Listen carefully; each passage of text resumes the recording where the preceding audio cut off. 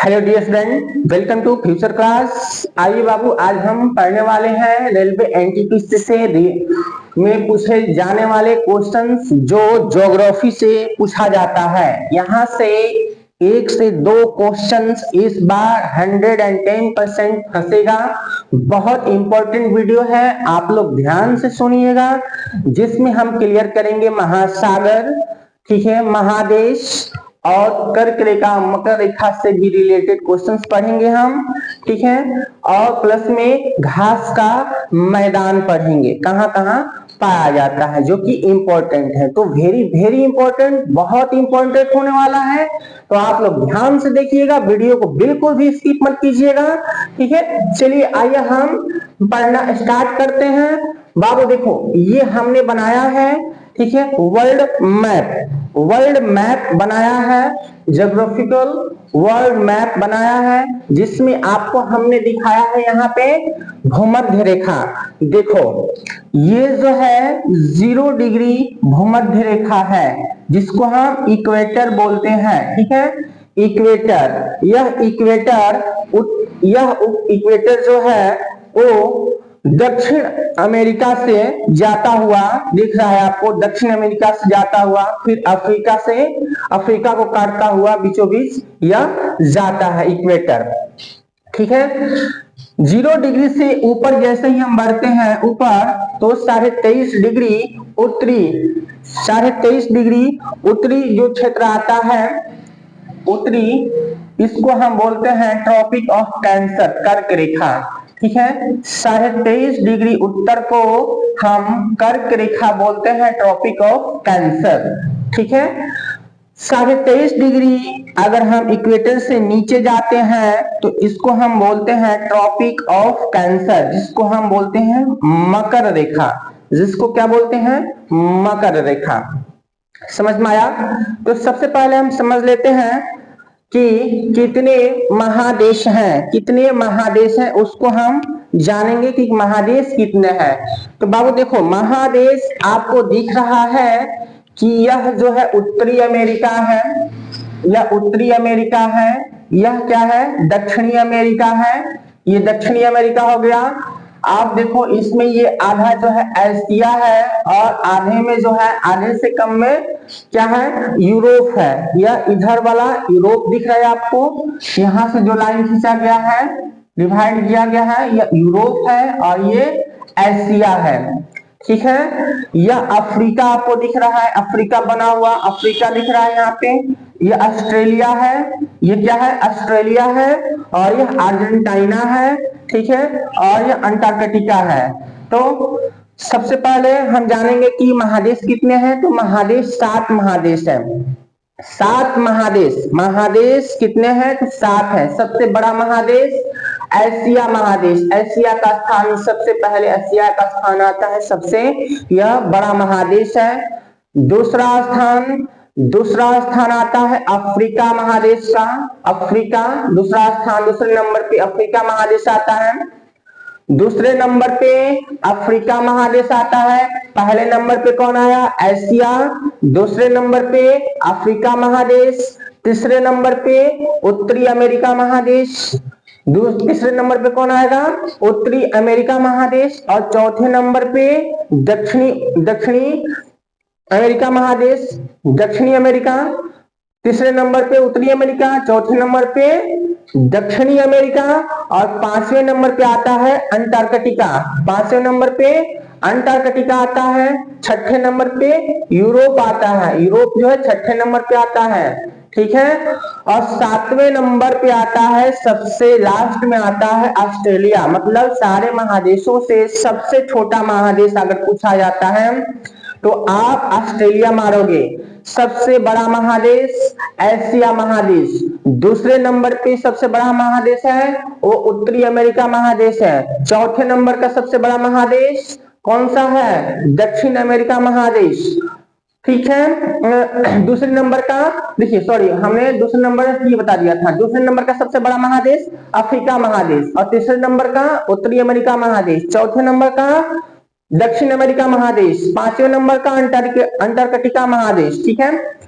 और 6ठे नंबर का जो है छठे नंबर का यूरोपीय महादेश, छठे नंबर पे आता है यूरोपीय महादेश देश क्षेत्रफल के हिसाब से, और क्षेत्रफल के हिसाब से ही ऑस्ट्रेलिया जो महादेश है सबसे छोटा महादेश है, 7वें नंबर पे आता है।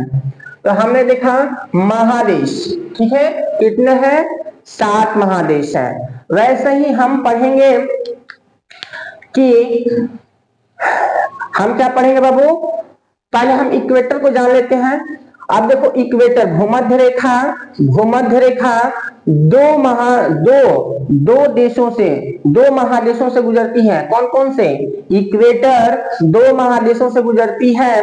किससे किससे गुजरती है, तो यह दक्षिण अमेरिका महादेश से गुजरती है और अफ्रीका महादेश से गुजरती है। देखो गुजर रही है, इक्वेटर भूमध्य रेखा, अफ्रीका महादेश और दक्षिण अमेरिका महादेश से होकर गुजरती है, ठीक है। वैसे ही कैंसर जो है, कैंसर टॉपिक ऑफ कैंसर, कर्क रेखा 23.5 डिग्री उत्तरी कर्क रेखा, जो उत्तरी अमेरिका महादेश, उत्तरी अमेरिका महादेश, अफ्रीका महादेश, ठीक है, इंडिया से होकर गुजरती हुई आपको दिख रही है। तो क्वेश्चन आता है कि 23.5 डिग्री कर्क रेखा और 23.5 डिग्री दक्षिणी मकर रेखा तथा भूमध्य रेखा, तीनों रेखाएं किस महादेश से होकर गुजरती है। कौन सा ऐसा महादेश है जिससे होकर ये तीनों रेखाएं गुजरती हैं, तो तीनों रेखाएं गुजरती है देखो अफ्रीका महादेश से। कर्क रेखा, कर्क रेखा, भूमध्य रेखा और मकर रेखा, तीनों रेखाएं कहां से गुजर रही है, तीनों रेखाएं अफ्रीका महादेश से गुजर रही है। तो क्वेश्चन आता है कि ऐसा कौन सा महादेश है जिससे तीनों रेखाएं गुजरती है, तो अफ्रीका महादेश से गुजरती है। कई बार क्वेश्चन पूछा गया है, ठीक है। बाबू आप लोग वीडियो देख रहे हैं तो लाइक जरूर कीजिएगा, फॉलो अप जरूर कीजिएगा कि बहुत मेहनत एफर्ट लगता है इसको बनाने में। चलो देखते हैं, फिर देखो उत्तरी अमेरिका जो है, दक्षिणी अमेरिका, दक्षिणी अमेरिका से 2 रेखाएं गुजरती है, भूमध्य रेखा और मकर रेखा, भूमध्य रेखा और मकर रेखा उत्तरी अमेरिका, दक्षिणी अमेरिका से गुजरती है। दक्षिणी अमेरिका से गुजरने वाली 2 रेखाएं हैं भूमध्य रेखा और मकर रेखा, जो कि दक्षिणी अमेरिका से गुजरती है। हम जानते हैं कि बाबू इक्वेटर, इक्वेटर जो है, इक्वेटर जहां से 0 डिग्री इक्वेटर भूमध्य रेखा गुजरता है, तो इक्वेटर पे गर्मी पड़ती है, ताप अधिक होता है, ताप अधिक होता है, गर्मी पड़ती है। तो यहाँ पे इक्वेटर के पास जो भी घास का मैदान मिलेगा वो कैसा होगा, उष्ण कटिबंधीय घास का मैदान, उष्ण कटिबंधीय घास का मैदान मतलब गर्मी वाला घास का मैदान। तो यहाँ पे आप देखो तो एक घास का मैदान मिलता है उत्तरी अमेरिका में, जिसको हम लानोज बोलते हैं, लानोज। यह कहाँ मिलता है, वेनेजुएला में, ठीक है। वेनेजुएला में एक घास का मैदान मिलता है जिसको हम लानोज बोलते हैं। तो लानोज घास का मैदान उष्ण कटिबंधीय घास का मैदान है। क्यों, क्योंकि यह इक्वेटर के पास होता है, इक्वेटर के पास है, ठीक है। अब देखो एक और घास का मैदान मिलता है पंपास, या जिसको हम कंपोज बोलते हैं, पंपास या कंपोज, ठीक है, जो कि ब्राजील में मिलता है। ब्राजील में ये बहुत ही बढ़िया घास होता है, बहुत अच्छा प्रकार का, अच्छा क्वालिटी का घास होता है पंपास या कंपोज, जो कि दक्षिण अमेरिका में मिलता है, दक्षिण अमेरिका में मिलता है। कहां पे मिलता है, दक्षिण अमेरिका में, ब्राजील में मिलता है। ब्राजील के घास के मैदान को पंपास या कंपोज बोलते हैं। सिल्वास घास का मैदान जो मिलता है वो अमेजन घाटी में मिलता है, अमेजन घाटी, दक्षिण अमेरिका की अमेजन घाटी, यहाँ पे अमेजन घाटी है। तो इस अमेजन घाटी में सिल्वास घास का मैदान मिलता है, सिल्वास घास का मैदान अमेजन घाटी में मिलता है। यह थोड़ा सा समशीतोष्ण कटिबंधीय होता है, ठीक है, समशीतोष्ण कटिबंधीय घास का मैदान। क्यों, क्योंकि इक्वेटर से थोड़ा सा ये दूर है, तो थोड़ा सा गर्मी का प्रभाव होता है और थोड़ा सा ठंडक का प्रभाव होता है, इसलिए तो इसको हम समशीतोष्ण बोलेंगे, ठीक है। फिर पंपास घास का मैदान, ठीक है, पंपास घास का मैदान यह कहाँ मिलता है, अर्जेंटीना में मिलता है, ठीक है। कहाँ मिलेगा? अर्जेंटीना में। तो इसको हम शीतोष्ण घास का मैदान बोलेंगे, शीतोष्ण, क्योंकि यहाँ पे शीत ऋतु होती है। क्या मकर रेखा पर ट्रॉपिक ऑफ कैप्रिकॉर्न जो होता है, मकर रेखा पर थोड़ा सा नीचे ठंडक होता है, ठंडक के कारण ये शीतोष्ण घास का मैदान होता है। शीतोष्ण, उष्ण नहीं, शीतोष्ण। पंपास घास का मैदान कहाँ मिलेगा? अर्जेंटीना में। तो हमने देखा कि दक्षिण अमेरिका में 4 तरह के घास के मैदान मिला। कौन कौन सा? लानोस घास का मैदान जो कि वेनेजुएला में पाया गया, सिल्वास घास का मैदान अमेजन घाटी में पाया जाता है, पंपास कहाँ मिलेगा? अर्जेंटीना में मिलता है। अर्जेंटीना में मिलने वाले घास के मैदान को पंपास बोलते हैं। ब्राजील में मिलने वाले घास के मैदान को पैम्पास या कंपोस बोलते हैं। तो दक्षिण अमेरिका के घास का मैदान हो गया, जो कि बहुत इंपॉर्टेंट है, यहां से क्वेश्चन आता है, पूछा जाता है। आप देखो, एक घास का मैदान यहाँ मिलता है उत्तरी अमेरिका में। उत्तरी अमेरिका के घास के मैदान को हमने पढ़े तो उत्तरी अमेरिका में प्रेरी घास का मैदान बहुत प्रसिद्ध है, जो कि यूएसए और कनाडा में मिलता है। ठीक है, यूएसए और कनाडा में, ठीक है, यूनाइटेड स्टेट अमेरिका कनाडा में मिलता है। कहाँ पे? या प्रेरी घास का मैदान, प्रेरी घास का मैदान कनाडा में मिलता है। कनाडा के घास के मैदान को हम क्या बोलते हैं? प्रेरी कहते हैं, प्रेरी। ठीक है, आपको देश पूछ लेता है कि प्रेरी घास का मैदान कौन से महादेश में मिलता है, तो उत्तरी अमेरिका में मिलता है। उत्तरी अमेरिका में प्रेरी घास का मैदान आपको देखने को मिलेगा। समझ में आया? अब देखो, ऊपर जाते हैं हम उत्तरी अमेरिका के ऊपरी क्षेत्र में, तो यह आर्कटिक सर्किल में आता है। आर्कटिक सर्किल में आता है जहां पे बहुत ज्यादा ठंडक होता है, बर्फ जमा होता है। वहां पे किस प्रकार का घास मिलता है? तो वहां पे टुंड्रा घास का मैदान मिलता है। टुंड्रा प्रकार का, टुंड्रा घास का मैदान यह मिलेगा। कहां पे? आर्कटिक महासागर, आर्कटिक महासागर के आसपास, मतलब ऊपर के साइड में आर्कटिक सर्किल में। आर्कटिक सर्किल में ध्रुवों के पास जब जाते हैं हम, ध्रुव के पास जाते हैं, ठीक है, 23.5 डिग्री कर्क रेखा से जब हम ऊपर जाते हैं ऊपर की तरफ, तो ठंडक बढ़ने लगती है, ठंड होने लगता है, ठंडक पड़ती है, बहुत ज्यादा बर्फ जमा होता है ध्रुवों पर। वहां पे वैसे क्षेत्रों में जो घास का मैदान मिलेगा वो आपको टुंड्रा प्रकार का घास का मैदान मिलेगा। ठीक है, यहाँ भी टुंड्रा घास का मैदान, टुंड्रा घास का मैदान मतलब ऊपर के क्षेत्र में जैसे जैसे हम जाएंगे ठंडक बढ़ती जाएगी, तो ये टुंड्रा घास का मैदान ऊपर मिलता है। आप देखो, एक पुष्टाज घास का मैदान है, पुष्टाज। यह पुष्टाज घास का मैदान कहाँ मिलेगा? तो हंगरी में मिलता है। पुष्टाज घास का मैदान कहाँ मिलता है? तो हंगरी में मिलता है बाबू। हंगरी में पुष्टाज घास का मैदान मिलता है, बहुत इंपॉर्टेंट है, पूछा गया क्वेश्चन है। या कहाँ मिलेगा? यूरोप महाद्वीप में, यूरोपीय महाद्वीप में, यूरोपीय महाद्वीप में पुष्टाज घास का मैदान मिलता है। और कहाँ पे? हंगरी में, हंगरी में मिलता है। वैसे ही स्टेपिस घास का मैदान जिसके यूरेशिया मिलता है, स्टेपिस घास का मैदान एशिया में पाए जाने वाले जो घास होता है, घास मिलता है जो कि एशिया में मिलता है, उसको हम बोलते हैं स्टेपिस। स्टेपिस घास का मैदान कहाँ मिलेगा? तो एशिया में मिलेगा, यूरेशिया में मिलता है। ठीक है, तो हमने देखा यूरेशिया में मिलने वाले घास के मैदान को हम स्टेपिस बोलते हैं। अब आइए अफ्रीका में मिलने वाले घास के मैदान को पढ़ते हैं। अफ्रीका में कौन कौन सा घास का मैदान मिलता है? तो अफ्रीका में, उत्तरी अफ्रीका में मिलने वाले घास के मैदान को हम सवाना बोलते हैं। क्या बोलते हैं? सवाना। जो कि उत्तरी अफ्रीका के घास के मैदान को हम बोलते हैं सवाना। घास का मैदान कहाँ मिलेगा? उत्तरी अफ्रीका में मिलेगा। फिर से अफ्रीका में एक और घास का मैदान मिलता है जिसको हम दक्षिण अफ्रीका में विल्ड।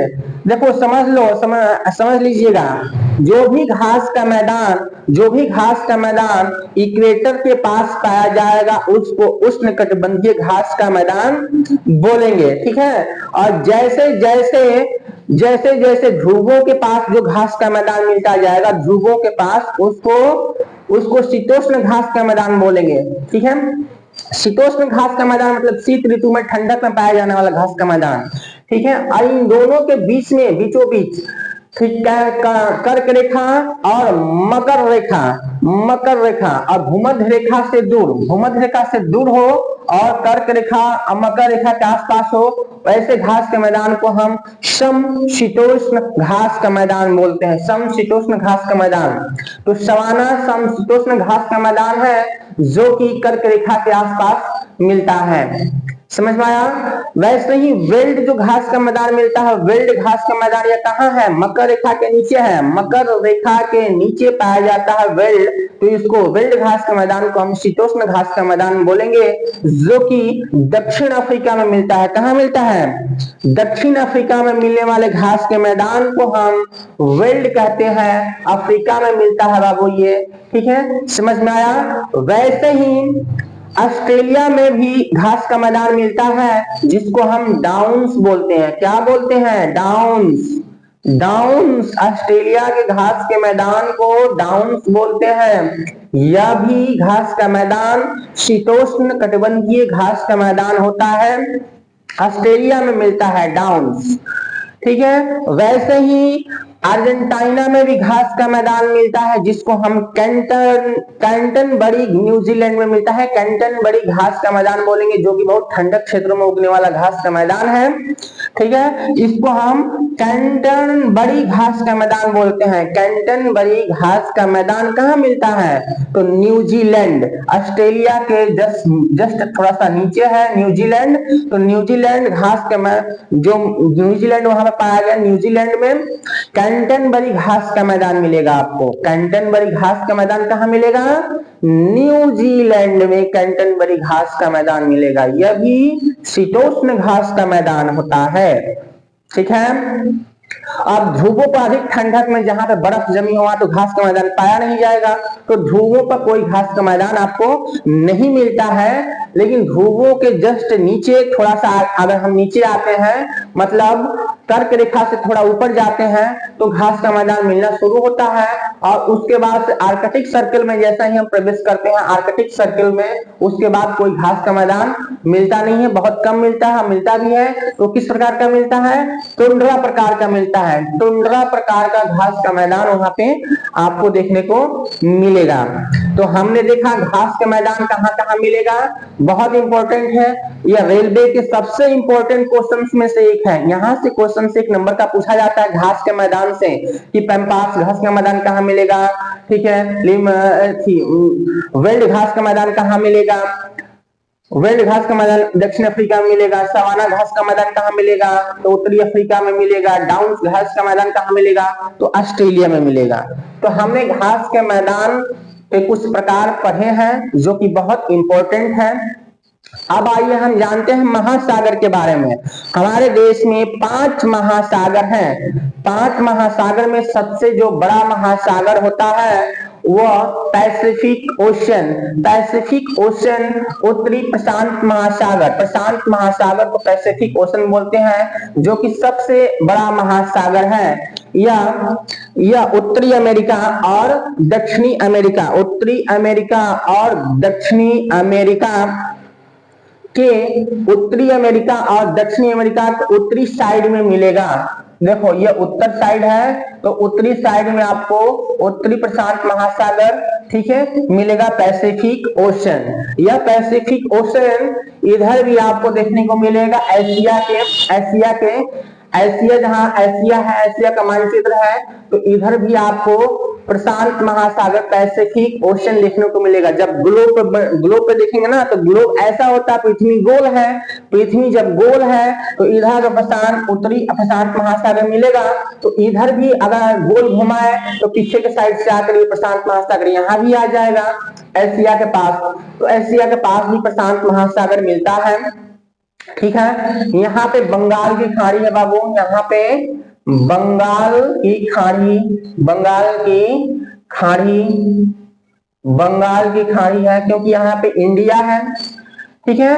तो सबसे बड़ा महासागर उत्तरी प्रशांत महासागर, दूसरे नंबर पे जो महासागर आता है वो अटलांटिक महासागर आता है। अटलांटिक महासागर जो कि यहाँ पे है, अटलांटिक महासागर यह दूसरे स्थान पे आता है। दूसरा सबसे बड़ा महासागर है अटलांटिक महासागर। अटलांटिक महासागर दूसरा सबसे बड़ा महासागर है। पहला सबसे बड़ा महासागर प्रशांत महासागर, पैसिफिक ओशन।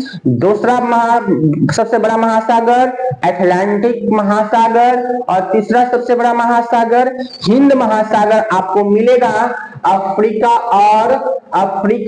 और हिंदुस्तान, भारत के बीचों बीच यह जो है आपको देख रहे हैं यह हिंद महासागर है। नीचे की तरफ सब क्या है, हिंद महासागर है। तो हिंद महासागर तीसरे नंबर पे आता है, जो कि सबसे तीसरे नंबर पे आता है, जो कि बड़ा महासागर है। उसके बाद से चौथे नंबर पे आता है दक्षिण आर्कटिक महासागर। दक्षिण आर्कटिक महासागर, दक्षिण आर्कटिक महासागर चौथे नंबर पे आता है, जो कि सबसे बड़ा महासागर है। चौथे नंबर पे आता है, महासागरों में चौथे नंबर पे आता है दक्षिण अंटार्कटिका महासागर। यह अंटार्कटिका के चारों तरफ, यह अंटार्कटिका के जो है चारों तरफ मिलता है, चारों तरफ इसका पानी जो है चारों तरफ मिलता है। यह न्यूजीलैंड के साइड भी यही मिलेगा आपको, ठीक है। दक्षिण आर्कटिक महासागर की पानी मिलेगा। उसके बाद से आता है पांचवें नंबर पे आर्कटिक महासागर, जो कि सबसे ऊपरी क्षेत्र में मिलेगा आपको। अमेरिका से लेते हुए पूरा इधर एशिया और यूरोप लेते हुए पूरा आर्कटिक महासागर आपको यहाँ पे देखने को मिलेगा। आर्कटिक महासागर है जो कि पांचवें नंबर का महासागर है, 5 नंबर पे आता है, ठीक है, क्षेत्रफल के हिसाब से। तो सबसे पहले सबसे बड़ा महासागर और प्रशांत महासागर पूछेगा कि सबसे बड़ा महासागर कौन सा है, तो प्रशांत महासागर। सबसे छोटा महासागर आर्कटिक महासागर, क्योंकि 5वें नंबर पे आता है। तो सबसे पहले प्रशांत महासागर, फिर अटलांटिक महासागर, फिर हिंद महासागर, फिर चौथे स्थान पे आता है दक्षिण अंटार्कटिका महासागर, फिर से आर्कटिक महासागर। ठीक है, समझ में आया। तो हमने 5 महासागरों को देखा, क्षेत्रफल के हिसाब से कौन सा बड़ा है कौन सा छोटा है ये भी जाना है। सबसे बड़ा प्रशांत महासागर, सबसे छोटा आर्कटिक महासागर, ठीक है, समझ में आया। बहुत इंपॉर्टेंट क्लास है बाबू, बिल्कुल भी स्किप मत कीजिएगा।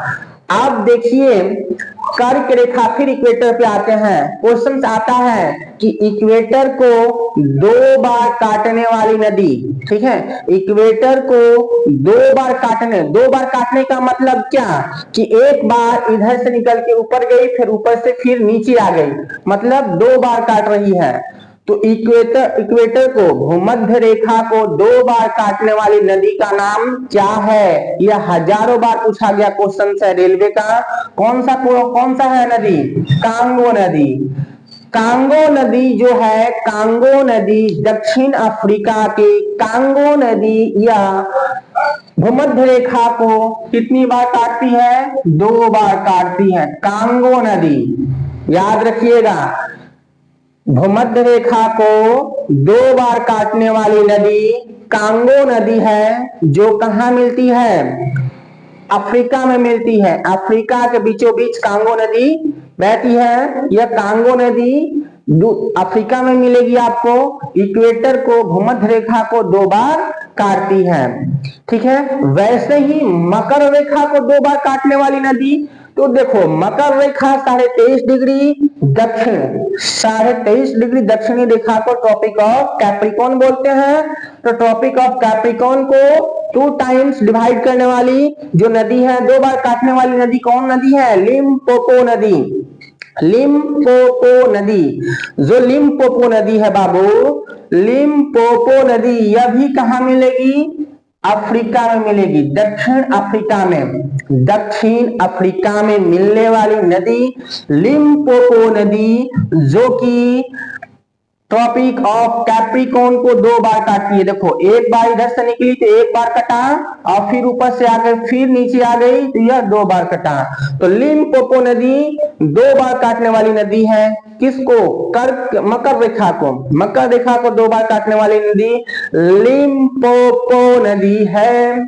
ठीक है, वैसे ही ट्रॉपिक ऑफ कैंसर कर्क रेखा को काटने वाली, कर्क रेखा को 2 बार काटने वाली नदी, 2 बार काटने वाली नदी का नाम कौन सी नदी है? माही नदी। माही नदी कर्क रेखा को 2 बार काटती है। मतलब यह एमपी मध्य प्रदेश से निकलती है, राजस्थान गुजरात, फिर से गुजरात में आ जाती है।